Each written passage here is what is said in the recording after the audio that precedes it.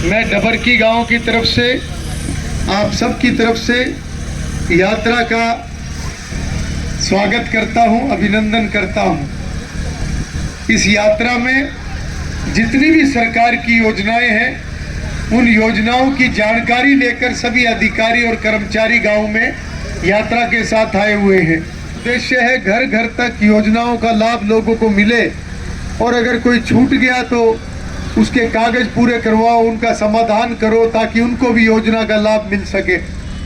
इसलिए मैं आप सभी से निवेदन करता हूं कि आप सभी जो भी आपकी समस्या है वो लिखित में दें। कोई अगर कागज में कमी है, फैमिली आईडी में कमी है, वो यहाँ पर चेक करवाएं। और अगर किसी को उज्ज्वला योजना का लाभ नहीं मिला है, आयुष्मान कार्ड अगर किसी का नहीं बना है, क्योंकि जिसका भी बीपीएल कार्ड है उसका आयुष्मान कार्ड भी बनेगा।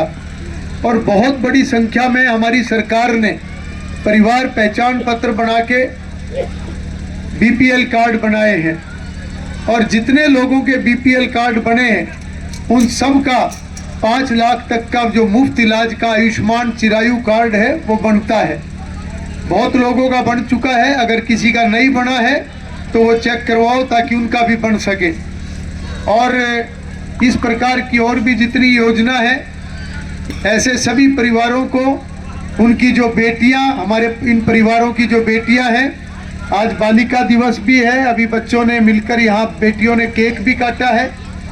सरकार ने इनके लिए योजना भी बनाई है कि जो भी परिवार जिसका बीपीएल कार्ड है, उस परिवार की जो बेटियां हैं वो बेटियां 12वीं के बाद कॉलेज तक जहां तक भी पढ़ना चाहें, उनकी पूरी फीस हरियाणा की सरकार देगी। तो ये सारी योजनाओं की जानकारी आप सबको होनी चाहिए। और इस प्रकार का जब कार्यक्रम होता है, ये कोई राजनीतिक कार्यक्रम नहीं होता, इसमें आपस में गपशप नहीं करनी होती। बाद में गपशप करेंगे, सारा दिन तो गपशप ही कर रहे थे, इसके बाद भी गपशप ही करनी है। एक ने तो लगा भी रखी थी, अभी मिला था उस कोने पे मेरे को। यहाँ पर जो जानकारी सरकार ने भेजी है वो जानकारी लेने का काम करो। अभी हंसते रहेंगे, सुनेंगे नहीं, फिर बाद में इधर उधर पूछेंगे पड़ोसी से, देखिए मेरा तो ये नहीं बना, मेरा तो ये नहीं बना, मैनू तो कोई पूछदा नहीं। पूछेगा कितने जो तुसी नहीं पूछते। इन्हें सारी बात को समझो, पहले जो बात कर रहे हैं ये सारी योजनाओं की जानकारी लेके ये यात्रा यहाँ आई हुई है। और मैं जो आपको बता रहा हूं उसको समझने का प्रयास करो, क्योंकि ये मोदी जी की सरकार है, मनोहर लाल जी की सरकार है, ये बीजेपी की सरकार है जो 500 साल से राम मंदिर का कब से अटका हुआ था मामला, किसी से नहीं हुआ, वो अब किया है। कितना लंबा संघर्ष, कितने लाखों लोगों का बलिदान, अब जाके राम मंदिर बना है। एक दिन में सारे काम नहीं होते। ये पुरानी सरकारें ये भरोसा दे के चले जाया करते थे, ये झूठे नारे लगा के चले जाया करते थे, तुम्हें ये फ्री दे देंगे, ये फ्री दे देंगे, कभी ना किसी ने दिया, वोट लेके चले गए, छुट्टी करी। आज जब सरकार गंभीरता से हमारे लिए काम कर रही है तो हमारे अंदर भी गंभीरता होनी चाहिए कि हमें भी पता हो सरकार क्या क्या स्कीम बना रही है, हम कौन सी स्कीम का फायदा उठा सकते हैं। सरकार से फायदा उठाओ उस स्कीम का। अगर मोदी जी देश को मजबूत करने का काम कर रहे हैं तो हमें भी अपने बारे में सोचना चाहिए कि हम और अपने परिवार को मजबूत कैसे कर सकते हैं। ये जो नए बीपीएल कार्ड है डबरकी पंचायत में कितने बड़े हैं भाई, कोई जानकारी है क्या किसी के पास?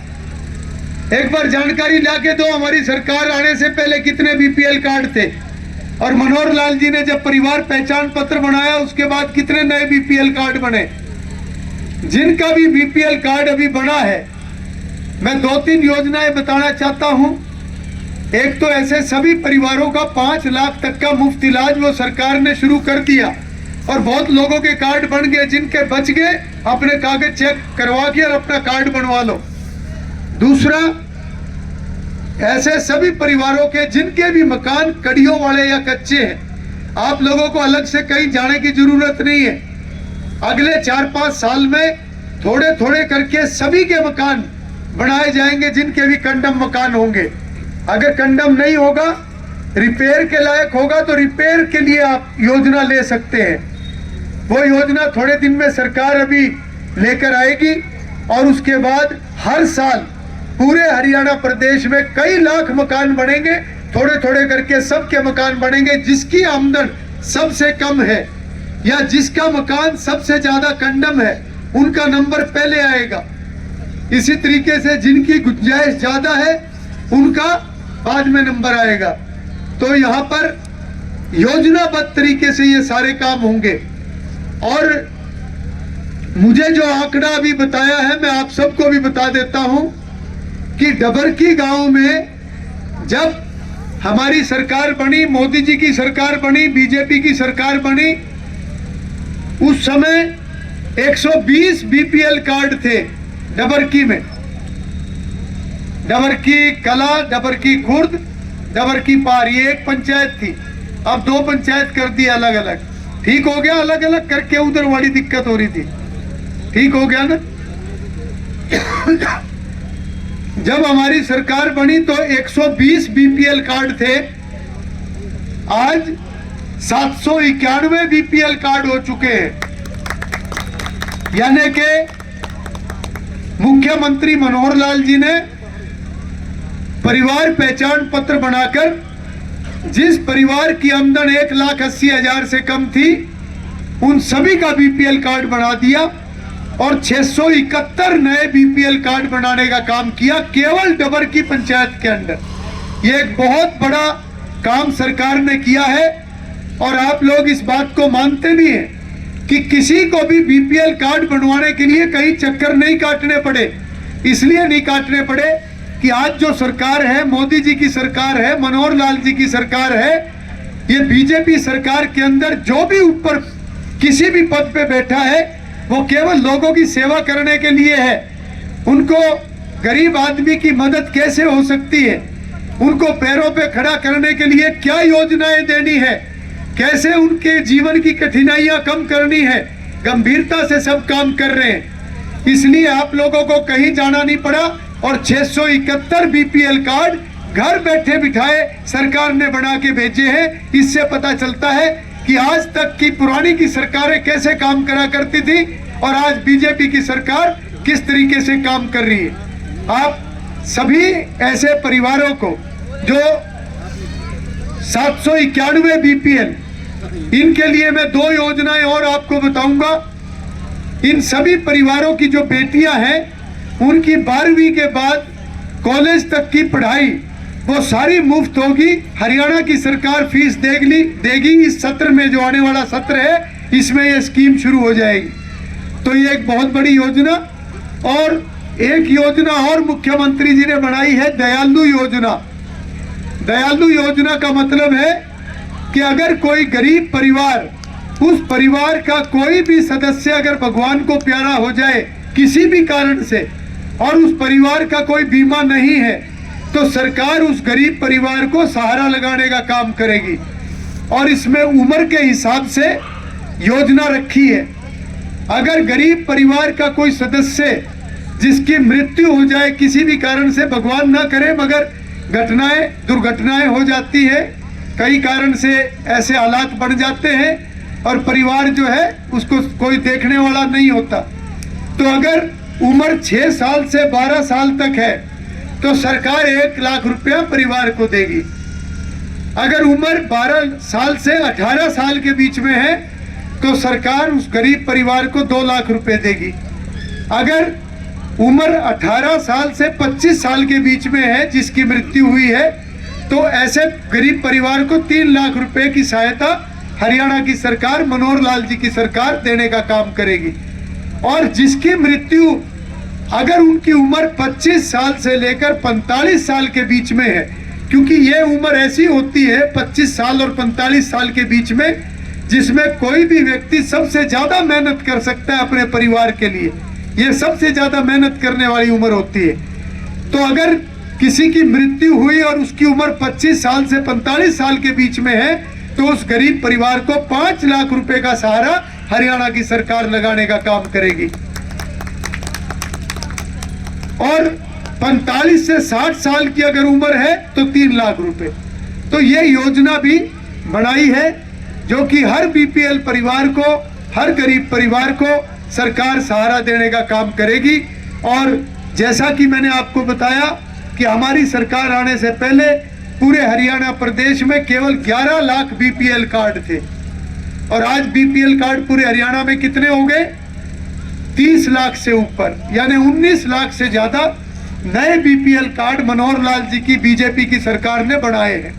घरोंडा हलके में 27,000 नए बीपीएल कार्ड बने हैं और डबरकी पंचायत के अंदर 671 नए बीपीएल कार्ड बने हैं। तो ये सरकार की एक गंभीरता हमें दिखती है कि कितनी गंभीरता से सरकार गरीब आदमी के लिए काम कर रही है। और यही संकल्प प्रधानमंत्री नरेंद्र मोदी जी का भी है, जिनका ये सोचना है कि जब देश की आज़ादी के 100 साल पूरे हो जाएंगे तो हमारा देश विकसित राष्ट्र की सूची में होना चाहिए। विकसित राष्ट्र का मतलब क्या है? जिस देश के अंदर पूरी तरक्की हो गई हो, कोई कमी ना हो, जिस देश में कोई गरीब ना हो, सब अपने पैरों पर खड़े हों और जिस देश की व्यवस्थाएं मजबूत हों। और व्यवस्थाओं को भी मजबूत करने का काम आज हमारी सरकार कर रही है। आप देखते हो कि आज पेंशन भी सीधी खाते में आती है, आज विवाह शगुन योजना सीधी खाते में आती है, आज किसान है, किसान सम्मान निधि सीधी खाते में आती है और इस प्रकार की कोई योजना सीधा लाभ जो है खाते के अंदर आता है। तो ये इसलिए किया है ताकि बीच में किसी का हाथ ना लगे। कई बार ऐसा होता है, पहले देखा करते थे हम, पेंशन भी बटा करती थी, कई बार बड़ी भारी दिक्कत होती थी, किसी की लापरवाही के कारण से या किसी की मंशा ठीक नहीं होती थी, कई बार पेंशन मिलती भी नहीं थी या कई बार पूरे पैसे भी नहीं मिलते थे। तो ये सारी चीजें मोदी जी ने खत्म करी है। आज जो सरकार के खजाने से किसी योजना का पैसा चलता है तो पूरा का पूरा लाभार्थी के खाते में जो है वो पहुंचता है। तो ये बहुत सारे बदलाव मोदी जी ने किए हैं। मनोहर लाल जी ने भी इन सभी कामों को करते हुए हमारी पूरी जमुना बेल्ट का विकास किया है।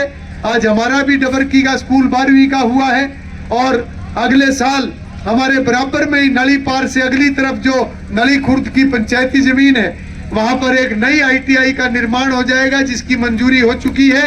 और हमारे इस क्षेत्र के जो बच्चे हैं, नौजवान हैं, वो 12वीं के बाद वहाँ ITI में कोर्स कर सकेंगे और ऐसे कोर्स हम उसके अंदर लेके आएंगे जिनको करने के बाद सीधा बच्चों को रोजगार मिलेगा।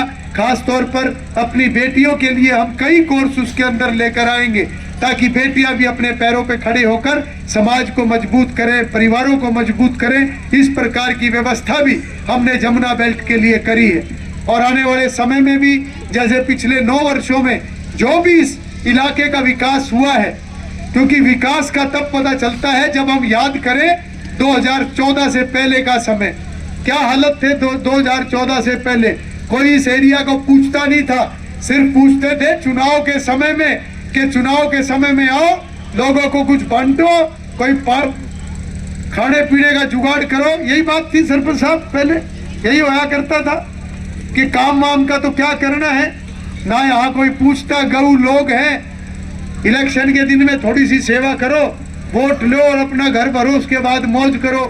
मगर आज मोदी जी की सरकार में, बीजेपी की सरकार में ये सारी चीजें बदली हैं।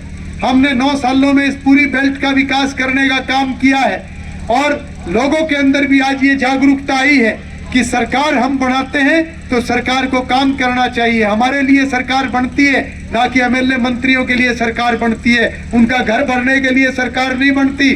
सरकार बनती है ताकि जो भी सरकार के खजाने का पैसा है वो पूरा का पूरा लोगों के ऊपर खर्च हो सके, उनके विकास के ऊपर खर्च हो सके, व्यवस्थाओं के ऊपर खर्च हो सके, योजनाओं को घर घर तक पहुंचाने का काम सरकार कर सके। इसलिए सरकार को बनाया जाता है।